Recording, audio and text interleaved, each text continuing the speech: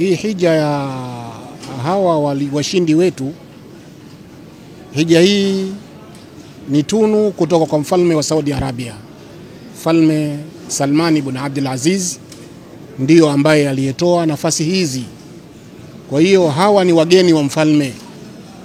Wakishatoka hapa, wakifika tu pale Jeddah, watakuta pale marasim na protocol za kifalme zikiwapokea na watakuwa chini ya usimamizi wao wote. Hawa hawaendi na taasisi zetu za hija tunazozitambua hizi zinazopeleka watu hija. Hawa wanaenda, lakini msafara wao unasimamiwa na serikali ya Saudi Arabia, na wakifika kule watapokelewa na serikali na wataishi katika mazingira hayo katika taratibu maalum. Na hija yao tunaisema ni VIP, sio ile hija ya kawaida, ni hija ambayo itakayokuwa inapambanuka na hija nyingine za kawaida. Mwenyezi Mungu awajalie msafara wao uwe wa kheri na baraka na mafanikio, iwe hija yao iwe ni makbuli insha Allah, na waweze kupata mwisho mwema insha Allah. Sheikh Abubakari, leo unasafiri kuelekea katika mji mtakatifu wa Makka. Furaha yako? Furaha yangu ni kubwa. Na si mimi tu, sisi wote tuliopo hapa wanne tuna furaha hiyo. Na tulikuwa tunamuomba Allah ili aweze kutuwezesha kufika katika ibada hii tukufu. Allah ametujalia kupata neema hii. Kwetu ni kushukuru kwa sababu walikuwa wengi katika mashindano yale, lakini Allah katuteua sisi kwenda.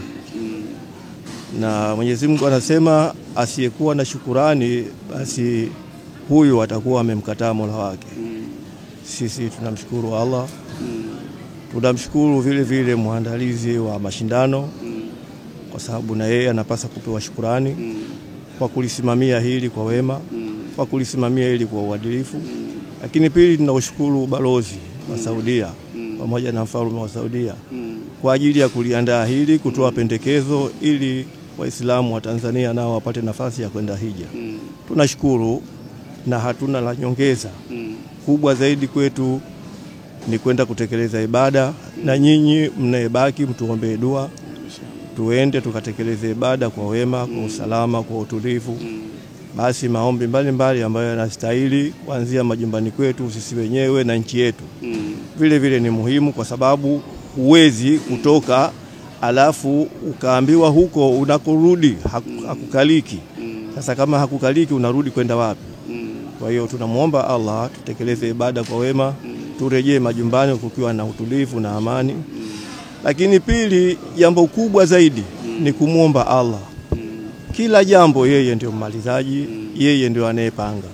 Hakuna kiumbe mwingine ambaye anapanga. Yanaweza yakasema majambo mengi na wanadamu, na hii ni sifa yetu wanadamu. Atasema hili, atasema lile, lakini Allah alilompangia kiumbe wake kumpa halina pazia. Allah anasema atampa tu. Basi sisi kwetu hatuna la ziada. Tunamshukuru Allah, tunashukuru maandalizi yamekaa vizuri mpaka hapa tulikofikia, alhamdulillah. Basi na nyinyi mtuombee dua tutekeleze ibada kwa wema na turejee nyumbani kwa wema.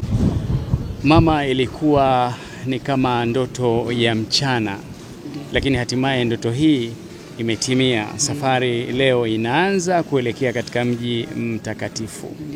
Wanao wajukuu zako, tunataka kusikia lolote na kauli yako yoyote kutokana na safari hii inshallah ambayo inakwenda kutimia kuelekea Makka.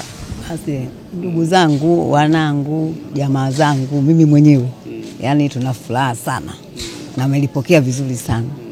Kwa hiyo mpaka sasa hivi mimi ninachotoa ni shukrani kama alivyosema mzee Abubakari. Mimi sina mengi ya kusema zaidi ya kishasema mzee Abubakari, hamna mengine tena kusema, ni yale yale tunachoomba Mwenyezi Mungu. Tunamshukuru Mwenyezi Mungu ametufikisha mpaka leo, mpaka tunafika huko, na tunachoomba tule tunachokifuata kule tukakitimize turudi nyumbani. Kwa hiyo bwana hamna zaidi hapo kwa mimi. Sawa. Nashukuru sana. Nikuulize tu swali la mwisho. Katika maisha yako uliwahi kufikiria kuota hiki ambacho kinatokea leo? Kufikiria nilikuwa nafikiria, lakini kuota sijaota, na nilikuwa sijaamini kama nitaenda tena. Kama nikufikiria nilifikiria, lakini nilikuwa nimeshakata tamaa. Nilikuwa nakata tamaa.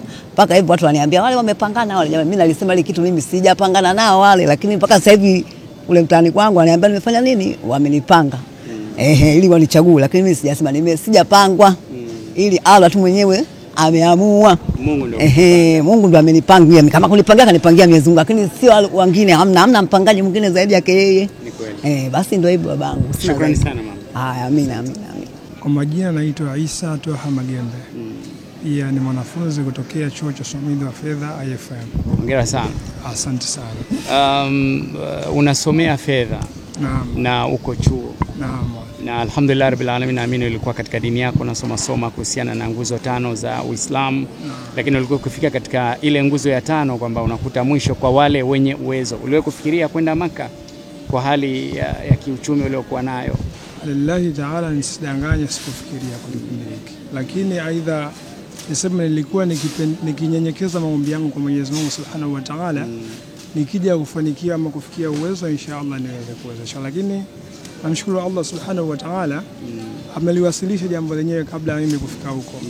Kwa hiyo kama tunavyosoma kwenye Qur'ani, Mwenyezi Mungu akipanga basi na jambo lake linakuwa.